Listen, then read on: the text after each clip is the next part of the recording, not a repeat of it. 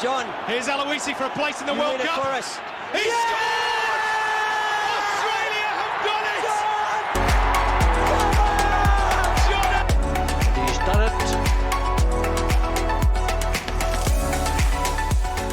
it. Ladies and gentlemen, welcome to SNB Talkin Sport. I'm your host, Spinksy, and what a show we have lined up for you guys this year. Please welcome my two co-hosts. You guys are back, Ness and Bo. Thank you very much for coming back in 2022. As you can see, guys, we have changed our name from Aussies Abroad to SNB Talking Sport. We kind of figured that I would still cover Aussies overseas, kicking ass, but we also wanted to cover everything. So now nothing is off limits at all. Big thank you to our millions and millions of subscribers and followers who have given us feedback over this 8 weeks we've had off. We have decided that we would talk more about the news of sport, and we'd also change how we do the good, bad, and ugly. So instead of us all doing each of those each week, we'll now do one individually and change it up each week. So Ness gets this week's the good, mate, you get the bad, and of course I get the ugly to start off 2022.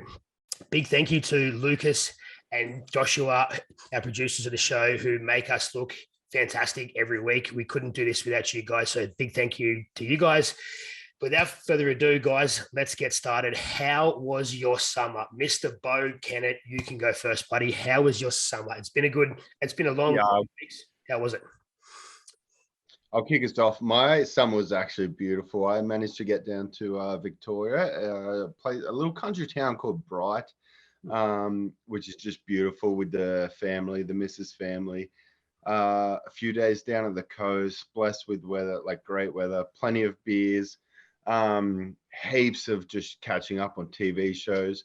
Actually, one of the TV shows, Spinksy, I wanted to talk to you about that I've been really invested in is How I Met Your Mother. I heard you're quite a fan of it. That was early, man. That's early too. That was good. Yeah. I don't know. We caught up the other day and you were saying you're a big fan. But yeah, I've got started in that. That's coming along swimmingly. But just a really good summer. Plenty of beers, lots of family. Football is back now for me. So everything's going swell. Thank you. Thank you very much. I know, Ness, how was your summer? It's been a long 8 weeks. How was it? How do I follow that? That's hard. I know. Nice to see you both and nice to see everyone. Look, summer was a bit interesting, actually. I got the good old spicy cough, and Merry Christmas to the Phoebo family. We all got nailed by it. So, spending 10, 12, 15, I don't know, I lost count, days with the fam in isolation was interesting. But we got through an amazing Christmas, and then, it was all sort of pear-shaped by Boxing Day. So, I missed my New Year's celebrations and working over New Year and missing a whole lot of events, but it's recovering. So, all good. Got to the coast on the weekend, was absolutely amazing. Didn't die, didn't get bitten by a shark. Can camp. I'm a pro camper now, can put up tents. Saved my friend's life from a stand-up paddleboard accident. Like, it was just all happening. So it's really improving. How good's getting locked up with your folks as an adult? It's an experience. My mum watches this podcast. So, Mum, it was great to see you for 15 days. Oh, yeah. I'm sure she loved it. How was your summer? Yeah, I had a bit of a strange summer. It's been obviously 8 weeks since we're on the show last. I had no children for 3 of those weeks that they were on holiday, and I decided I would work on myself. So I've been exercising almost every day. I'm training for the Canberra Times half marathon, which is in about 8 weeks' time. Halfway through my training regime. I'm looking good. I feel better for it. I got myself a new tattoo. Just been living my best life in this summer. So having a very good time. And the 3 of us caught up for a beer or 6 last night. So you guys know the other half of that story. So that's good. Yes, but we will continue with the show. And you do look good. Thank you. You look good on camera. Yes, thank well you. done. You could be an athlete. We'll talk about you on the next athlete. No, we won't. That's the first and only time I will let you know you look nice. So savor it. Very nice. Right. Enough of the shit. Let's start talking about sport. Guys, It's been a while since we're here, obviously, but let's talk about the cricket first. Australia won the Ashes 4-0 over England. It should have been 5-0. England were trash throughout the entire thing. From the first delivery on the first day of the Ashes, England were gone. They never looked like winning at all. This has been going on for like 140 odd years now, and it seems to be the country that hosts the Ashes every time seems to get the win. It's been a while since anyone sort of changed that. Are England as bad as everyone says that they are? Oh, jeez. Or you both. I'll kick it off. Yeah, I'll kick us off. I got so excited. When you look at the result, and I watched a lot of cricket over the summer, and I loved it, but you do kind of have to knock yourself back a bit and be like, we were up against a team that just was far less superior. Like, we were a much better team. Because I started having this conversation with myself about the podcast, being like, is this maybe Australia's best bowling attack? Is this the Warne, McGrath, Lee bowling attack? And I think we need I don't know if that's everyone's opinion, but I think some of us need to knock it back a peg and understand that we were up against basically a grade B team, unfortunately. But it was fucking good to watch, though, wasn't it? Yeah, and the old dude from Victoria, whose name escapes me at the moment, who came in late for it, he was fantastic. The fast bowler, Scott, what a guy, Scott Goland. For us, Goland, yeah, he was incredible. Oh, yeah, it was incredible. And has just waited around for years to be part of this team, and just has been biding his time in Victoria for so long, and all of a sudden gets his chance to come out there and just destroyed England. It was fantastic to watch. Puts up record numbers. Oh God. It was great. Very good. And Justin Langer has stepped down from his role as coach of the team. Now, Langer wanted a longer contract. He just won the Ashes 4-0. Langer took over, I think, after Darren Lehman was fired after Homework Gate about 4 years back now. So it's been a long time since that happened. Langer wanted a longer contract. He just won the T20 World Cup where they were ranked 7th in the world. They should have offered him whatever he wanted, but it turns out the players didn't want him there. So the Cricket Australia offered him a 6-month contract, and he said, you can stick that. And so I think his name is Andrew McDonald, has stepped in at the moment. Ness, do you know much about this situation? Not other than what we're reading, I suppose, but it's interesting that you say that this was sort of player-led, and we talked a lot about Pat Cummins and him coming into the team as captain, and his performance at the Ashes certainly didn't let us down. But a lot of past players are coming out and sort of saying Pat Cummins maybe, had more involvement in this decision than what we're maybe hearing, and that he needs to come out and stand up and be a leader. So that I think that's going to play out in the next couple of days. I did read today that the Cricket Australia CEO is actually discussing with Langer about another opportunity that's not the head coaching role. I think there's a lot to go in this story yet, so I think stay tuned grab the popcorn. I think there's a bit more to go. Yeah, buckle up. We will be across it for sure.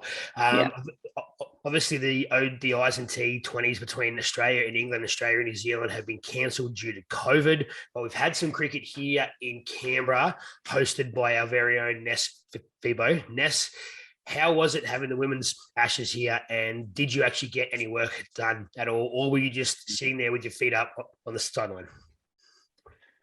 I don't know what Snapchat you're referring to. Thank you, Christopher.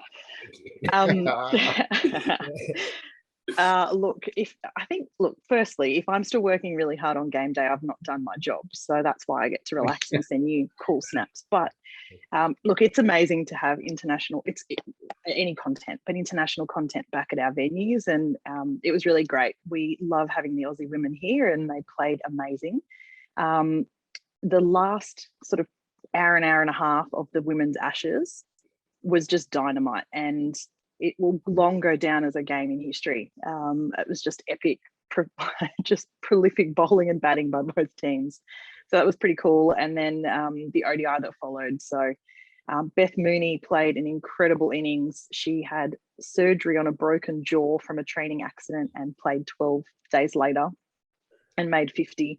Heather Knight made 168, not out. Like these girls can hit It was awesome. cricket balls very well. It was really great to see. Very nice. It's nice to have them back here too after the ODI between Australia and England. I think was supposed to be here and got knocked on the head. So it was nice to have some actual international fixtures here. So look, the summer of cricket fell a bit short of what we expected. There should have been a lot more, but there is one coming up here again shortly next week on Tuesday night, Australia and Sri Lanka here in the AC. Correct. So if you're around, get out to the game. If you see Ness, stay high, of course. But let's talk about the Australian. Let's talk about the Australian Open. Now, we sort of touched on this a bit when we finished up last year, but Novak Djokovic refused to get the vaccination, lied about where he'd been, flew into Australia. There was a huge uproar about it. Did they make the right choice by sending him away?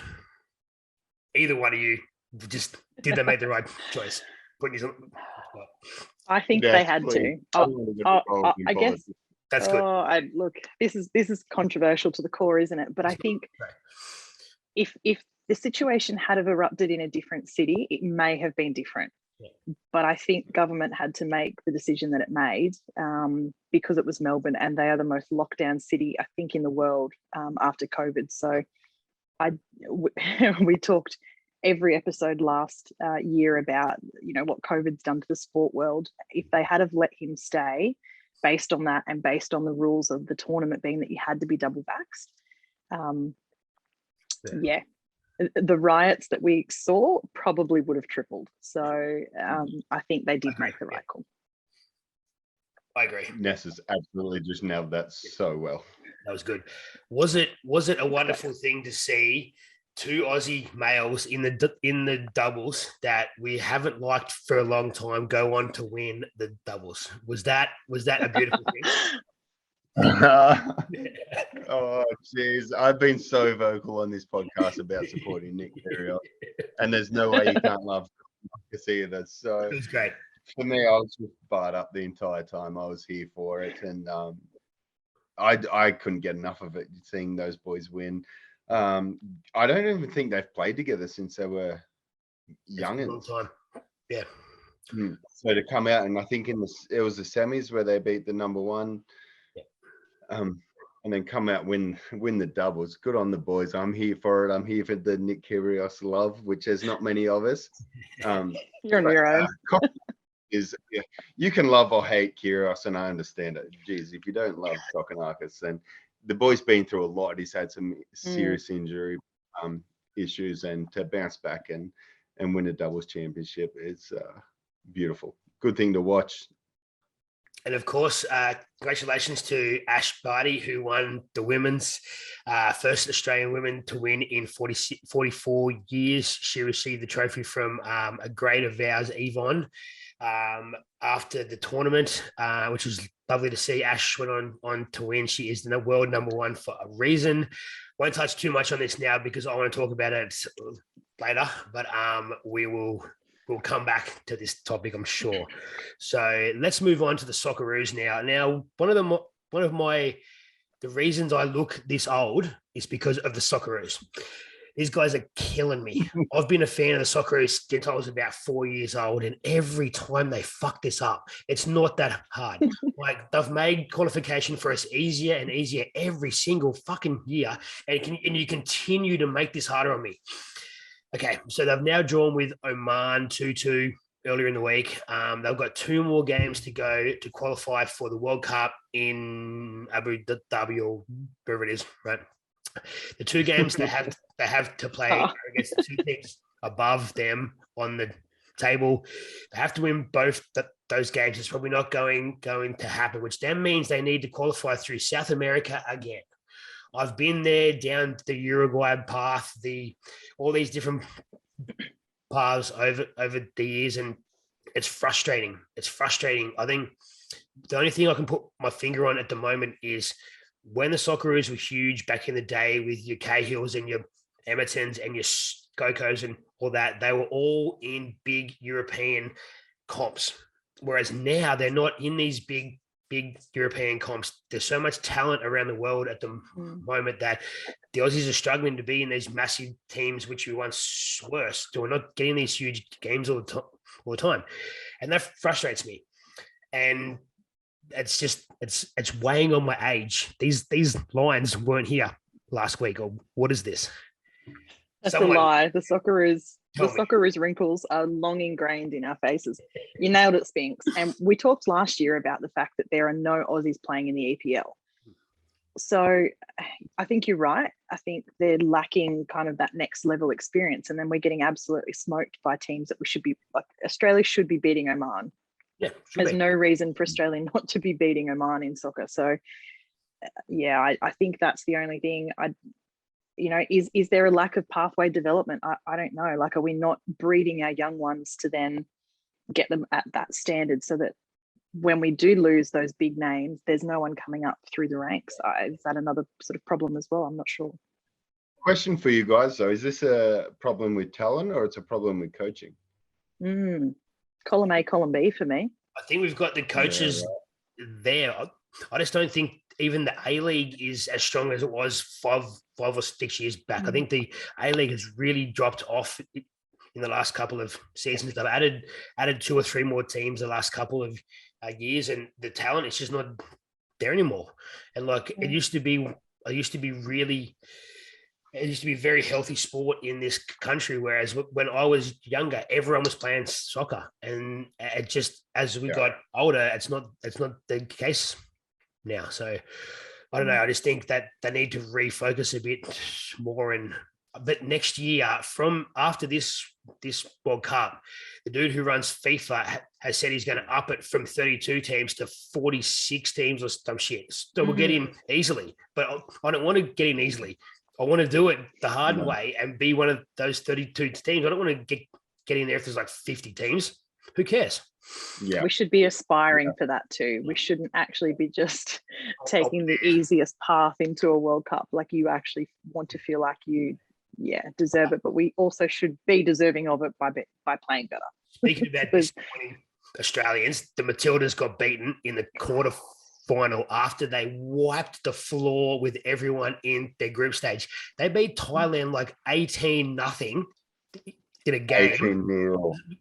I think it was Thailand. I'm sorry if it wasn't Thailand, but it was like 18-0, 5-0, and 6-0. They get out of the group stage like 40 goals in front and get beaten 1-0 by South Korea. Like, what has happened to football in this country?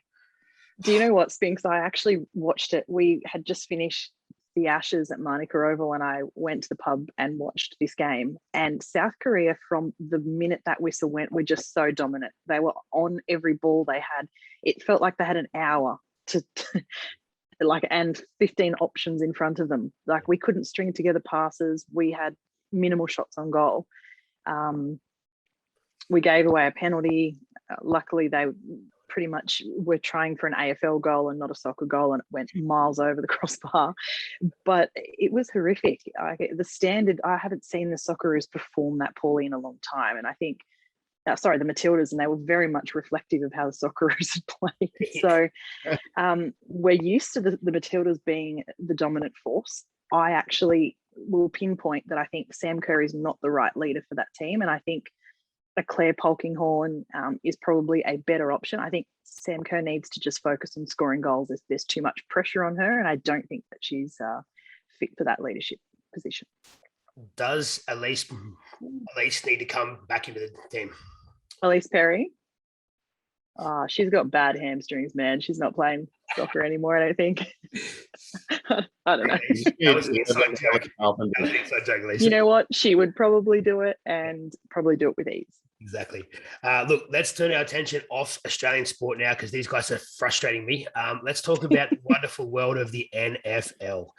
Now, for those of you who don't know, I'm an LSU Tigers fan in the college football ranks. Now, we hadn't won a title in many, many years, and along came a young man named Joe Burrow.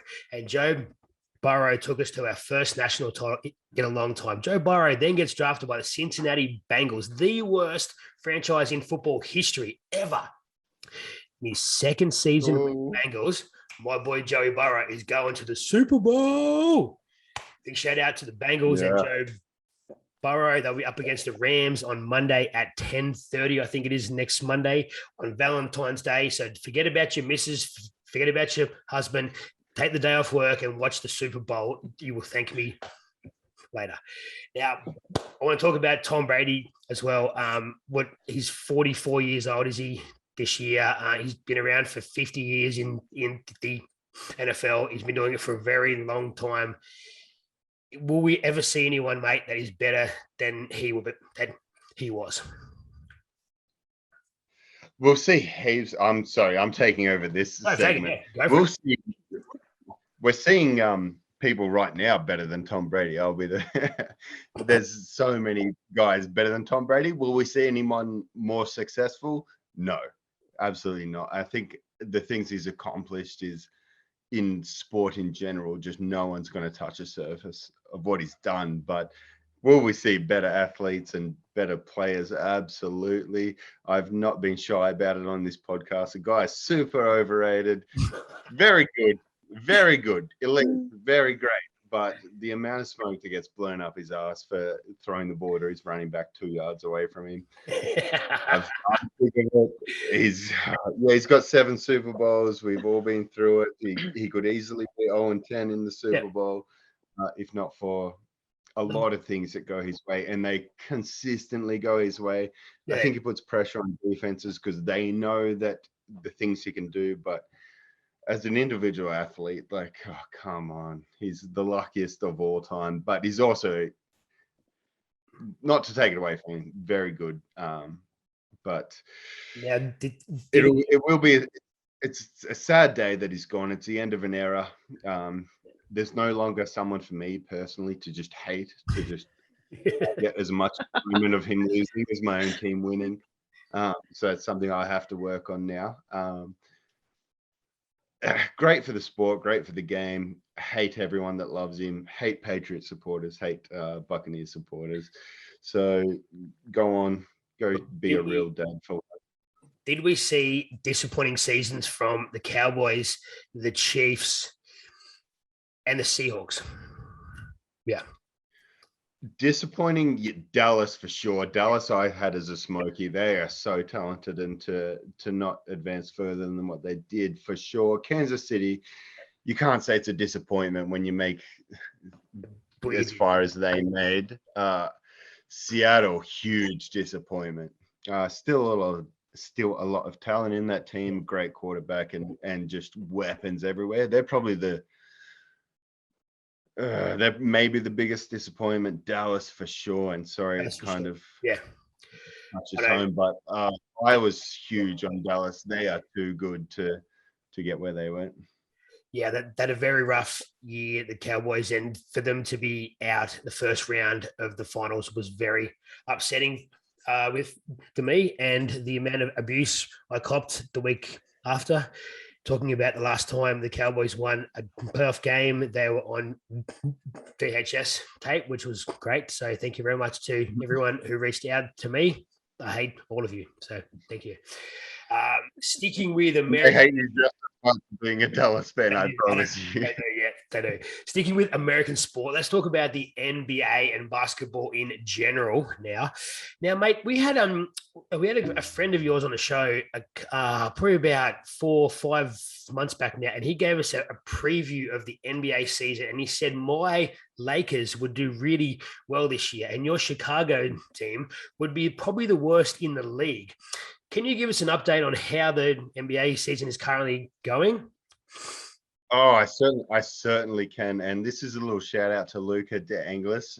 I gets paid to write for the Lakers. So, I mean, awesome gig.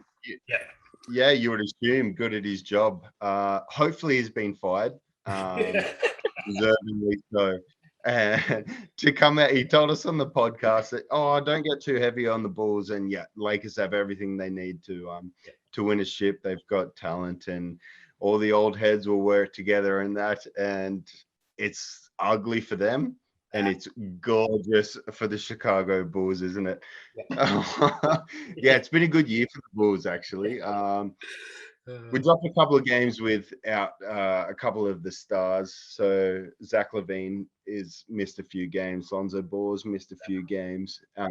But we've just found talent with what we've got, winning over some big teams. We dropped a couple of games, unfortunately, against I think we lost to Orlando, that was kind of upsetting, but shout out to all the punters. I got on the Bulls at $31. Ooh, It's coming down nice. quickly. So, yeah, get on them. But Nice. more importantly, as a Bulls fan, there has not been too much to root for. I still don't think we're For a long time. genuine shot. We'll be there or thereabouts, but we're playing entertaining basketball at the moment. And just like any other sport, you just need to get into the dance and you've got a shot. And suck a giant dick to Luca for just being wrong. I love it. Wrong. It's so good.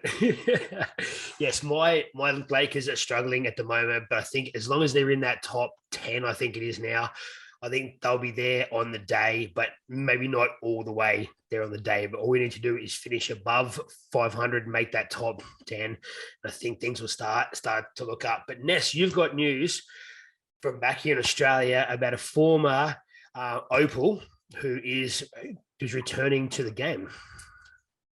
And a former Canberra Capital, Lauren Jackson, who's a local Riverina girl. Shout out to the crew in Albury. She's returning to the WNBL and playing for the Albury Wodonga Bandits. Some talk that she might actually go back to the Opals.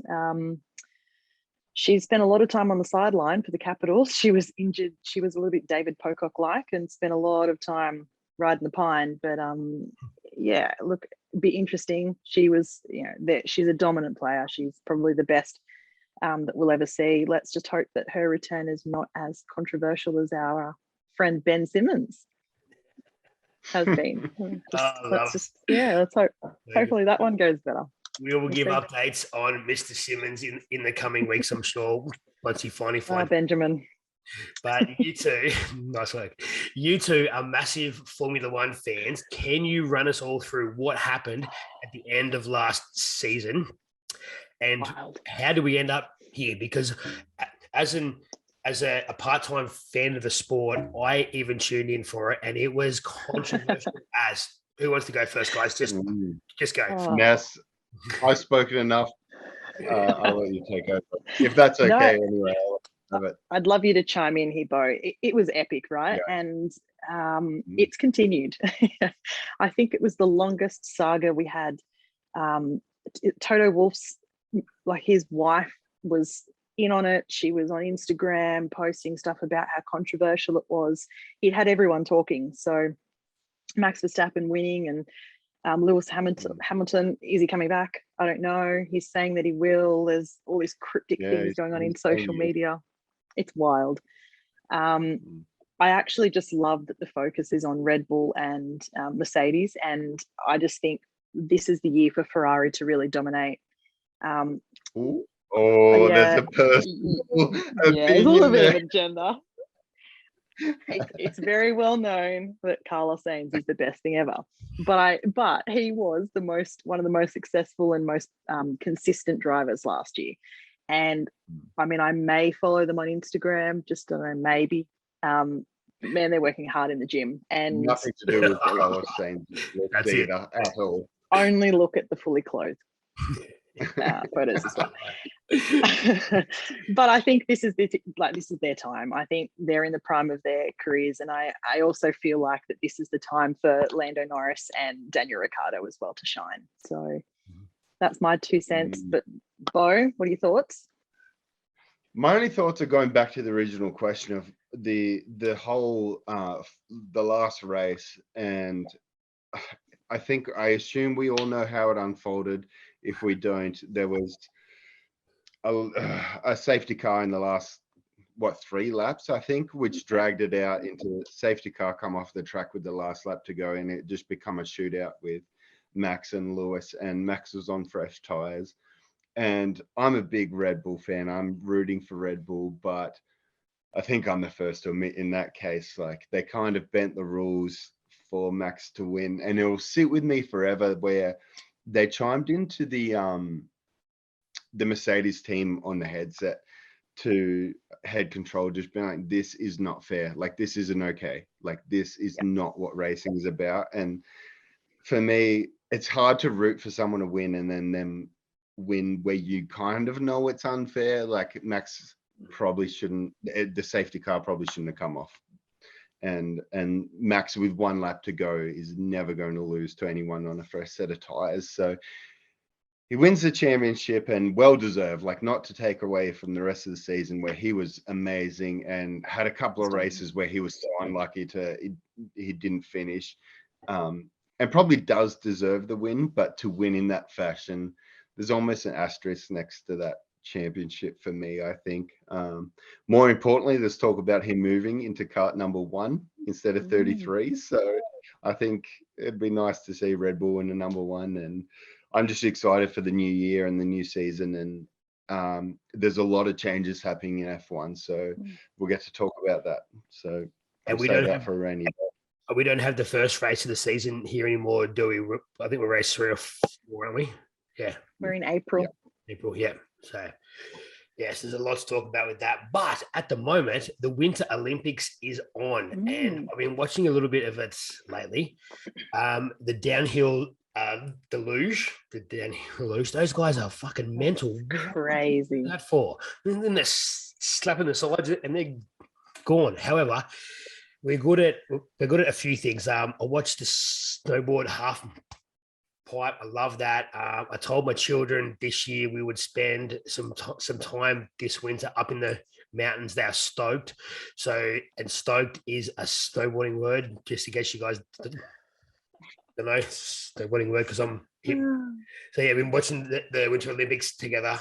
There's a lot to unpack, but big shout out to Aussie Jakara Anthony, who won our first gold medal in 12 years. It's been a very long time. She won a gold medal in the downhill moguls, that thing where you go over all the humps, explode your knee every single time. So shout out. All of us on this podcast are too old to deal with we're all watching too that. old for that. My knees just cry watching that. That's not netball and knees. These are not the sport for you.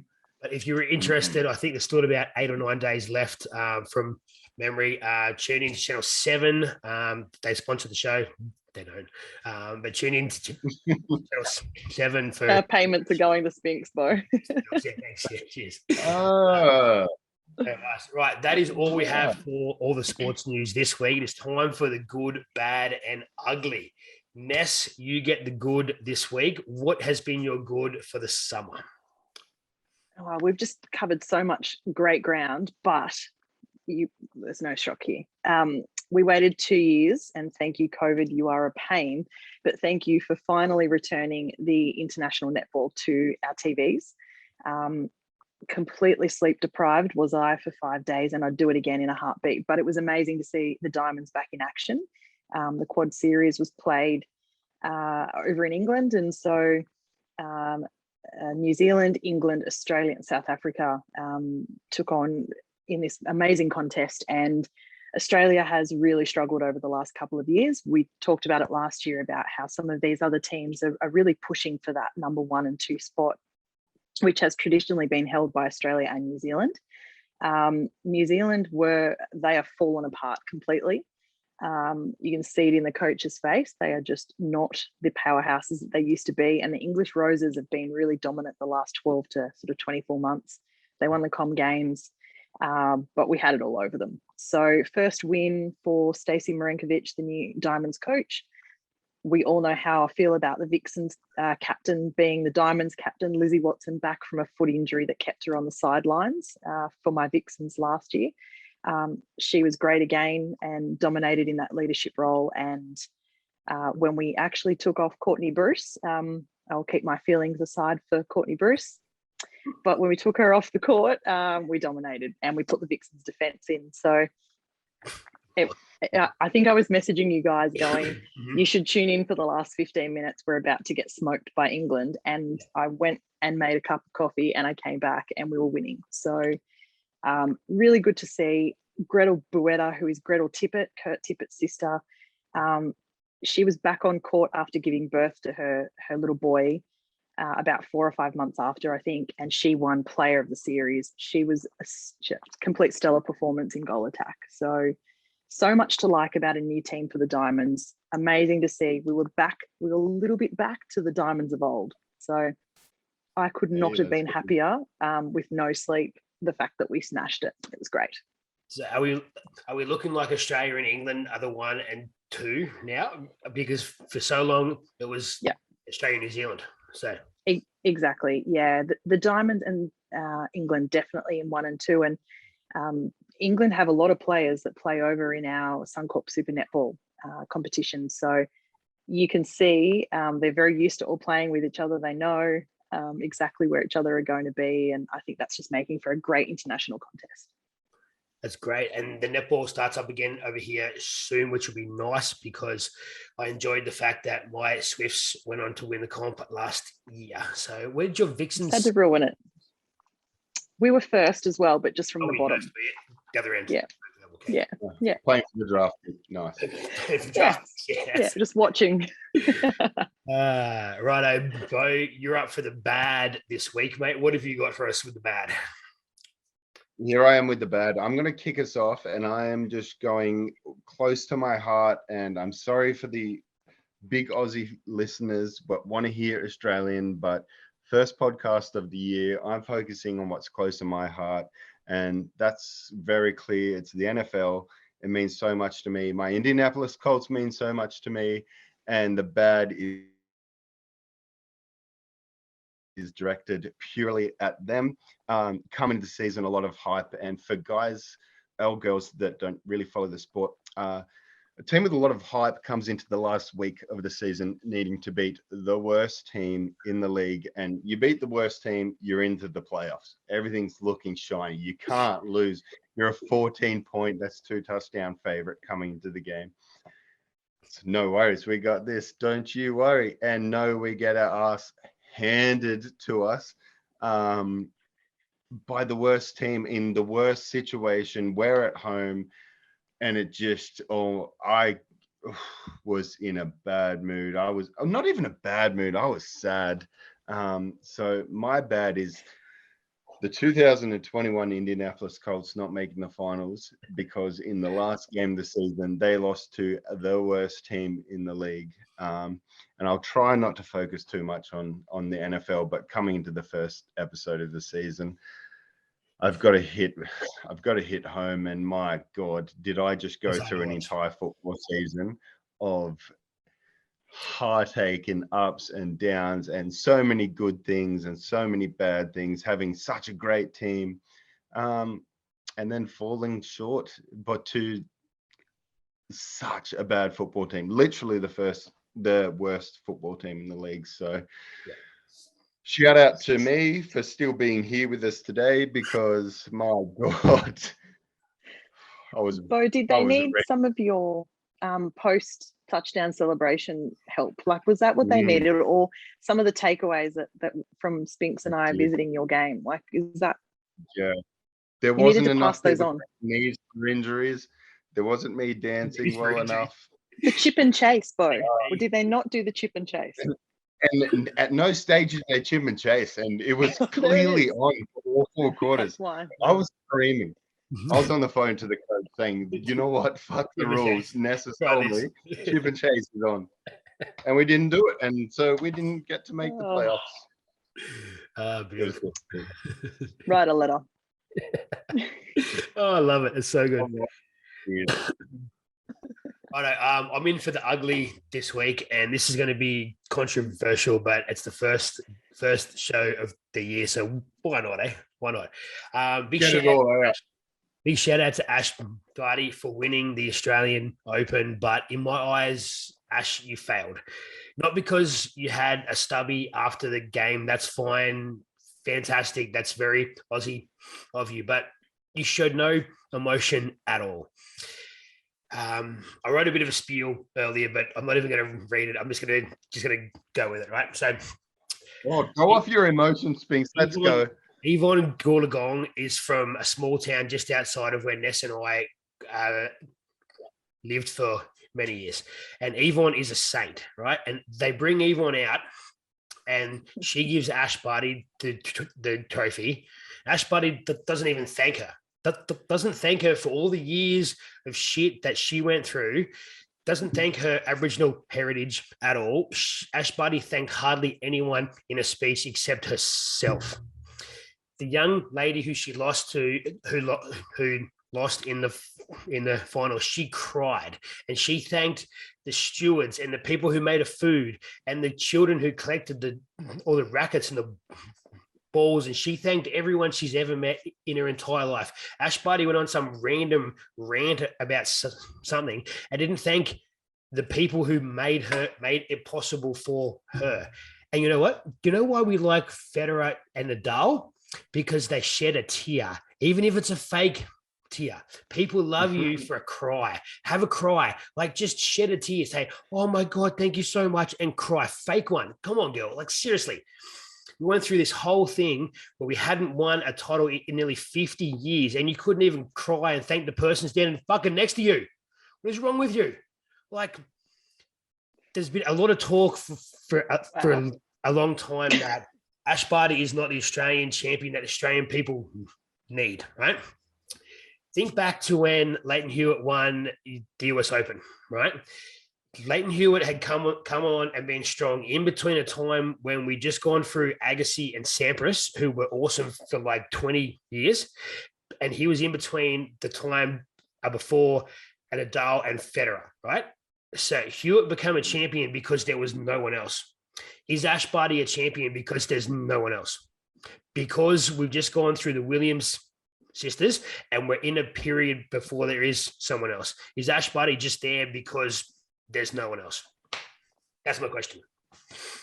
Potentially, but she's taken her opportunity while it's there. But she didn't cry. She didn't cry. She didn't cry.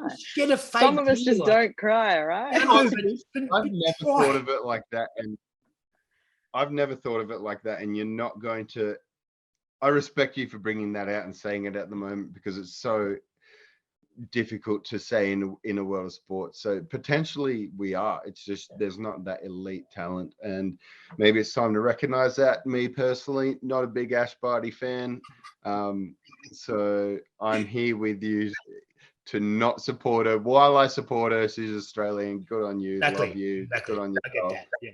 But I think, yeah, like I see what you mean, but I think we need to commend the fact that we haven't had an Australian woman tennis player who has been successful for so long. So it's great that I prefer to have an unsuccessful one that shows emotion. So do I. So would I. And just you could suck but cry. say something. But Is that what we're going to do? thank Yvonne. You mean a female Nick Kyrgios? Perfect. Yvonne's standing right there. Thank her. She gave you the trophy. Thank her and say thank you for everything you've done for women and Aboriginal women throughout all this time, and shed a tear. Fake one. I don't care. But thank the woman that just gave you the frigging trophy. She's standing right there. No. Do you know what? You should help her. You should be her speechwriter for her next major tournament win. That's what I'm going to put you down for. Sometimes I get angry, emotional, and I'm sorry. Okay, I'm sorry. Are you okay? Is everyone take a deep breath? Is everyone doing? Sorry for being yourself, Spinks. I'm just worried that I have to do bad and ugly in the coming weeks, and that's a pretty high bar to start from. I've sailed on in. Nice. Look, before we talk about what's coming up this weekend in the wonderful world of sport, make sure you follow us on Instagram, on Twitter, on Facebook. You got some Facebook? Yeah, Facebook, something like that. Follow all of us. It'll be down here on the screen somewhere. SNB Talkin Sport. We've changed our name now. So make sure you give us a shout out, a follow, a like, comment on all this stuff. You guys know what you got to do now. Look, coming up this week, the NRL is back. I know that is the sign of summer being over, but summer's not quite over just yet. But the NRL All-Stars versus the Maori All-Stars is on this weekend, Saturday night, 8:15. Maybe it's in Sydney. I can't actually remember where it is, but it'll be on your TV. So make sure you tune in 8:00 on Saturday night. We've got a T20 coming up between Australia and Sri Lanka right here in the ACT. That'll be on Tuesday night next week. And if you're in the ACT, get down to your local oval and watch the Centurions against the Wolves on, is that Saturday at 4:00 in Griffith? Saturday, 4 p.m. Yes, sir. Go. And that will be your last game of the season before you have the next week off, before you play in the final on the 26th of February. So we'll be sure to get down there and check out that one too. Yes. Guys, thank you very much for coming back on. It has been a fantastic show. 2022 is our year. I know it. We've got a lot of shit lined up, so can't wait. Should be good. Let's do it. Also, before we check out, Ruben Cotter, anytime try scorer. That's my bet in the NRL game. Very Get on nice. it. Thank you later, please. And we'll talk about it off air later, but next week I want us to name our top 5 sports stars of all time, because there was a very interesting topic this afternoon whether Kelly Slater is in that top 5, because Kelly Slater just won the Pipeline Masters at the age of nearly 50 years old. So we'll talk about our top 5 next week. Until then, hooroo. Be good. Take care. Brush your hair.